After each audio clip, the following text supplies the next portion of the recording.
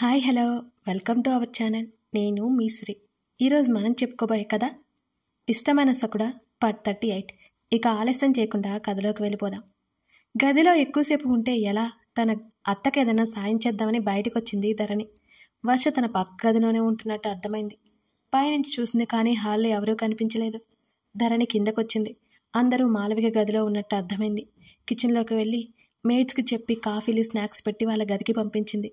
ధరణి వెళ్ళలేదిక. గగన్ ఇంట్లో ఉన్నట్టు అనిపించలేదు. వర్ష కాల్ మాట్లాడుకుంటూ మెట్లు ఎక్కి పైకి వెళుతోంది.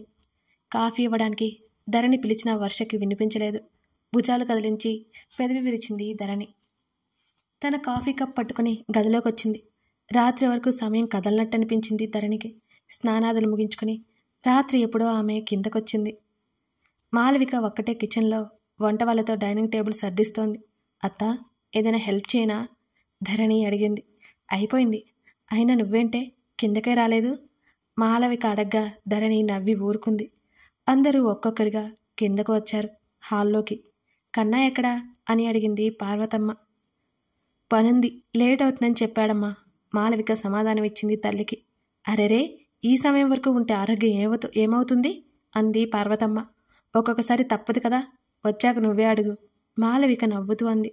అందరూ భోజనానికి కూర్చున్నారు. ధరణి, నువ్వు కూడా కూర్చో, మాలవిక చెప్పింది. తర్వాత తింటానత్తా, నువ్వు ఒక్కదానివే వడ్డించాలి కదా. మాలవికకు మాత్రమే వినిపించేలా చెప్పింది ధరణి. ఏం కాదులే, కూర్చోవే. మాలవిక అనగా ధరణి తలాడించింది. మాల, నువ్వు కూడా తినమ్మా. ఆయన వస్తున్నారు, తర్వాత తింటాను నేను. మీరు తినండి. ప్రయాణం చేసి వచ్చారు, రాత్రంతా అలసటగా ఉంటారు కదా, త్వరగా తిరిగి పడుకుందరు. మాలవిక చెప్తూ వడ్డించసాగింది. వాళ్ళందరూ మాట్లాడుకుంటున్నారు కానీ ధరణి ఏం మాట్లాడలేదు. నిజానికి ఏం మాట్లాడాలో ఆమెకి అర్థం కాలేదు. ఒక్కొక్కసారి ఇలాగే చిత్రంగా ఉంటుంది దానికి. వాళ్ళంతా తిని వెళ్ళిపోయాక ధరణికి బలవంతంగా వడ్డించింది మాలవిక. అత్త, నేను కూడా మామయ్య వాళ్ళ వచ్చాక తింటాను. ధరణి చెప్తుంటే మాట్లాడకుండా తిను, చాలా లేట్ అయిపోయింది ఇప్పటికే, కసిరి పెట్టింది మాలవిక. తిన్న తర్వాత ఇద్దరు హాల్లో కూర్చున్నారు. వర్ష మొబైల్ పట్టుకుని వచ్చి మాలవిక పక్కన కూర్చుంది. వర్షకి మాట్లాడడం అంటే చాలా ఇష్టం. అది ఎదుటి వాళ్ళకి ఛాన్స్ ఇవ్వకుండా మాట్లాడేస్తుంటుంది. ధరణికి బోర్ కొట్టేసింది. మాలవికకి చెప్పి అక్కడి నుంచి గదిలోకి వచ్చింది ధరణి. టైం చూస్తే 9 దాటింది. 10ంటికి వెళ్ళాలట. వెళ్తే త్వరగా తిరిగి రావడం సాధ్యమా? అసలే రేపు ఆఫీస్కి వెళ్ళాలి అనుకుని ధరణి ముసుగేసుకుంది. ఒకవేళ తను వెళ్ళకపోతే నిజంగా వచ్చేస్తాడా? ధరణి ఉలిక్కిపడి లేచి కూర్చుంది ఆ ఆలోచనకి. మాలవిక నుంచి కాల్ వస్తుంటే లిఫ్ట్ చేసింది ధరణి. ధరణి, పడుకున్నావా అని అడిగింది మాలవిక.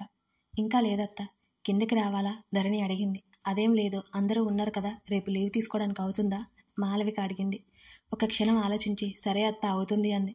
సరే అయితే పడుకో ఇక, అందుకోసమే చేశానులే అంది మాలవిక. ధరణి కాల్ కట్ చేసింది. మెయిల్ పెట్టింది తనకి లీవ్ కోసం.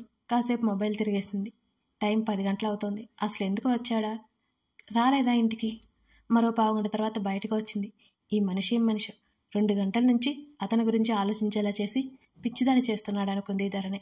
ఆమె అతని గది దగ్గరికి వచ్చింది. తలుపు కొట్టింది.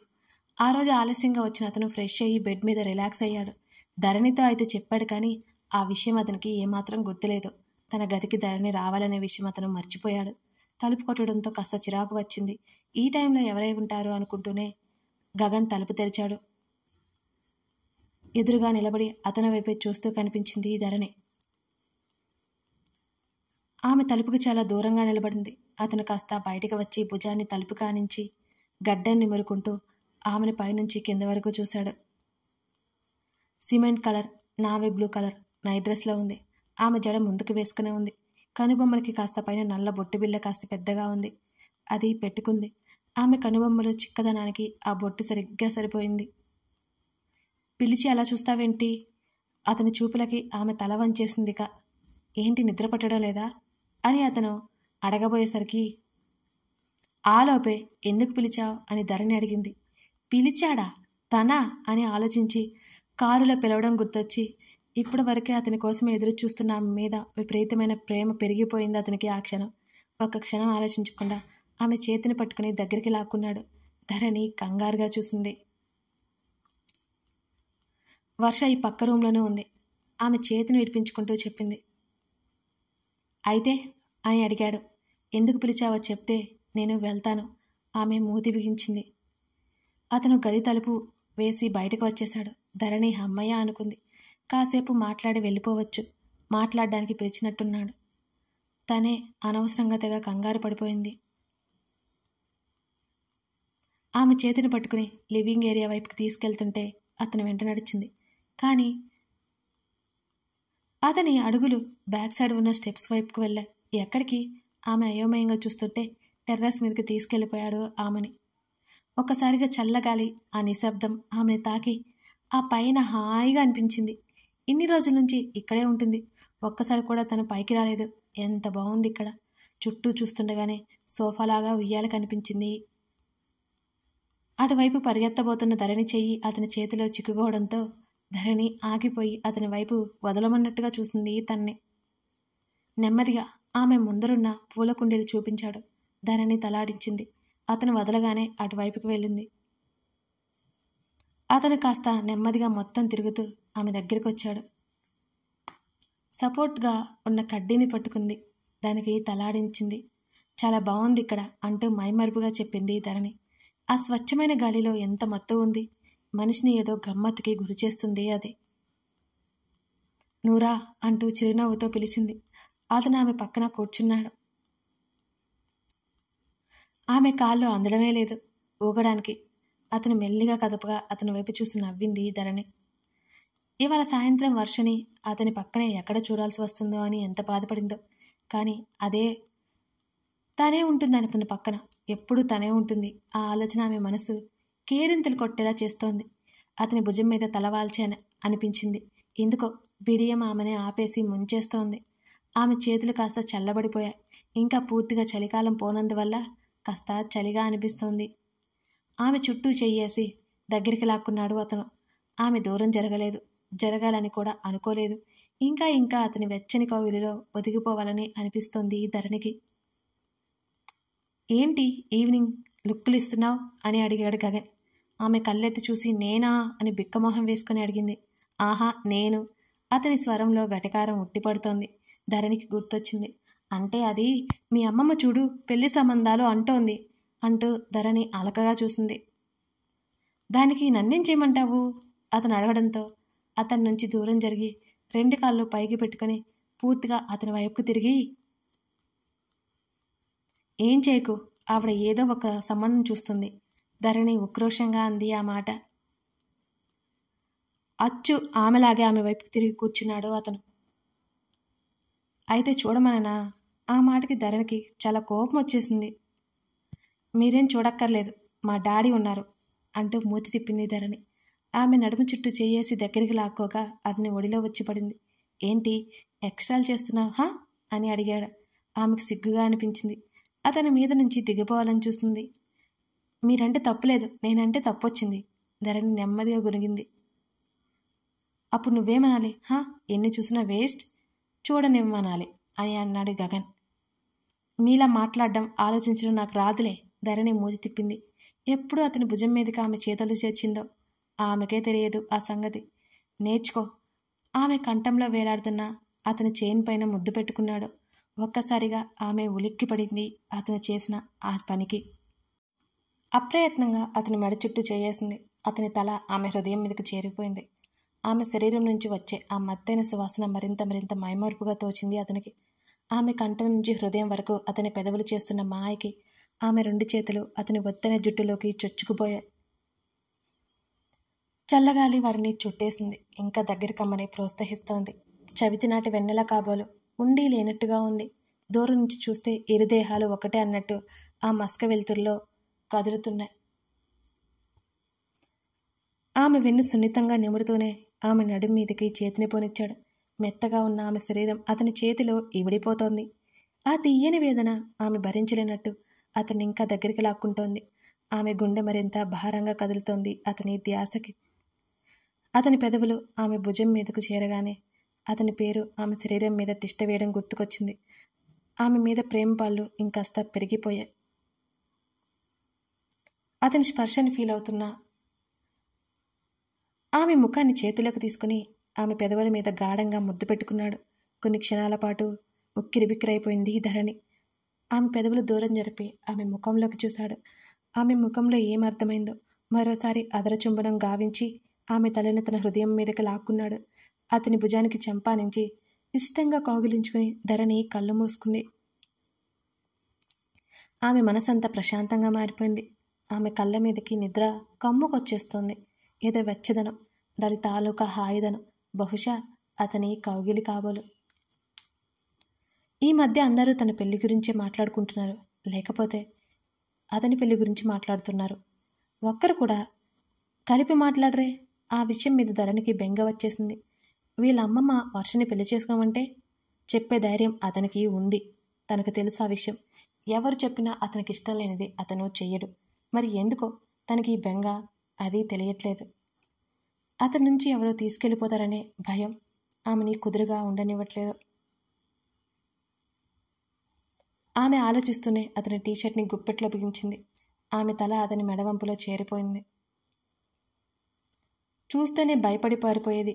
ఇప్పుడు ఎంత చనువుగా ఉండడం అతనికి బాగా నచ్చింది. ఆమె చుట్టూ చేయేసి నెమ్మదిగా భుజం తడుతుంటే నిద్రొస్తోంది. లోతైన స్వరంతో చెప్పింది ధరణి. వెళ్దాం పదా అతను అడగడంతో నెమ్మదిగా తల ఎత్తి అతని వైపు చూసింది ధరణి. ఇక్కడే ఉందా? బాగుంది కదా, ఉందామా? ఎంత ముద్దుగా చెప్పింది. ఆమె చెంప మీద చేతిని చేర్చి ఆమె కింద పెదవిని అతను ముద్దు పెట్టుకున్నాడు. ఆమె అలాగే చూస్తుంటే ఇలా బాగుందా అని అడగ్గా అవును అన్నట్టు తలాడించింది. నీకు బాగుంది, నాకు నిద్ర పట్టదు పదా, ముద్దుగా కసురుకున్నాడు అతను. ఆమె మాట వినలేదని ధరణి మూతి తిప్పింది. ఆ 27 ఏళ్ల యువకుడు ఆమె స్పర్శకి కరిగిపోతున్నాడు. నెమ్మదిగా అతని మీద నుంచి దిగి అతనితో పాటు ధరణి కిందకి నడిచింది. నిద్రమొహమా ఆమె ముఖం చూస్తూనే చేతిని పట్టుకుని దగ్గరికి లాక్కుంటూ మెట్లు దిగాడు. ఎక్కడ పడిపోతుందో అని అతని భయం. తిట్టాడని ధరణి మూతి ముడుచుకుంది. ఆమె గదిలోకి వెళ్తుండగా మరోసారి దగ్గరికి లాగి హత్తుకుని వదిలాడు. ఆమె వెళ్ళిపోయింది. అంతకుముందు ఉన్న ఆలోచనలన్నీ ఎటో పారిపోయి హాయిగా నిద్ర పట్టేసింది. అతనికి మాత్రం నిద్ర కరువైపోయింది. ఇక లాభం లేదు. సంవత్సరం లేదు, ఏం లేదు, 1-2 నెలల్లో పెళ్లి జరుపుకోవాల్సిందే డిసైడ్ అయిపోయాడు అతను. నరేన్ హాస్పిటల్ బెడ్ మీద ఉన్నాడు కాబట్టి క్రికెట్ టీంకి హర్షణ సెలెక్ట్ అవుతాడని అందరి మధ్య మాటలు ఇవే సాగుతున్నాయి అక్కడ. నరేన్ బాగున్నా సరే అంతకుముందు కూడా హర్షణ సెలెక్ట్ అవుతాడని అందరికీ నమ్మకం. హర్ష నరేన్ కంటే టాలెంటెడ్ పర్సన్. కానీ నరేన్ ఫాదర్ పొలిటీషియన్. అతని దాటుకుని హర్ష ముందుకు వెళ్ళడం కష్టమే అనే సందేహం. కానీ ఇప్పుడు అన్ని సందేహాలు పటాపంచలైపోయాయి. అతని పడ్డ కష్టానికి ఫలితం దక్కుతున్న తృప్తి ఉంది అతనిలో. తన కోసం మెరీనా అనే అమ్మాయి కలవడానికి వచ్చిందని నర్సు చెప్పడంతో వేద ఆలోచనలో పడింది. అప్పటికే హర్ష చెప్పి ఉండడంతో ఆ విషయాన్ని క్లియర్ చేసుకోవాలనిపించింది వేదకు కూడా. పంపించమని చెప్పింది వేద. మెరీనా వేద క్యాబిన్లోకి వెళ్ళింది. కూర్చోమన్నట్టు కుర్చీ చూపించింది వేద. ఆ క్యాబిన్ మొత్తం కలియ చూసింది మెరీనా. వేదని మనసులోనే పొగడకుండా ఉండలేకపోయింది. డాక్టర్ అంటే మామూలు విషయం కాదు కదా. ఎవరు మీరు? ఎందుకు వచ్చారు? 2 చేతులు కట్టుకుని కుర్చీలో వెనక్కి వాలుతూ అడిగింది వేద. ఐఎమ్ రియల్లీ సారీ వేద. మెరీనా మాటలకి అర్థం కానట్టే చూసింది వేద. హర్ష కావాలి అనే పంతంతో మీ ఇద్దరిని దూరం చేయాలనుకున్నాను, సారీ. అందుకే నిన్ను మా ఇంటికి రప్పించాను. హర్ష నాతో క్లోజ్గా ఉంటే నువ్వు అతని నుంచి విడిపోతావని ఎక్స్పెక్ట్ చేశాను. కానీ నువ్వు నమ్మలేదు. ఆ మాటకి వేద మనసు చివుక్కుమంది. ఆ విషయం మనసులో పెట్టుకుని హర్షని ఎంత ఇబ్బంది పెట్టిందో గుర్తు వస్తుంటే అదోలా అయిపోయింది వేద.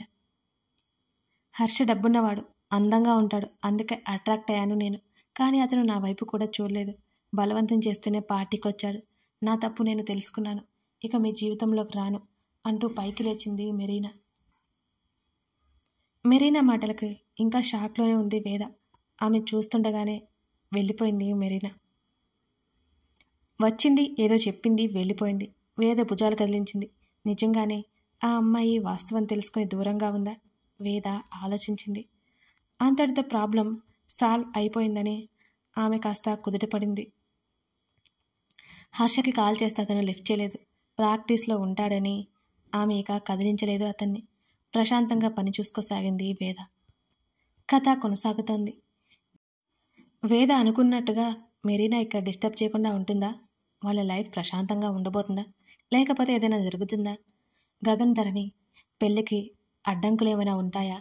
ధరణి భయం నిజమవబోతుందా? తెలుసుకోవాలి అంటే తర్వాత భాగం చూడాల్సిందే. లైక్ చేయడం, కామెంట్ చేయడం మర్చిపోకండి. Thank you for watching this video. మరో ఎపిసోడ్తో కలుద్దాం.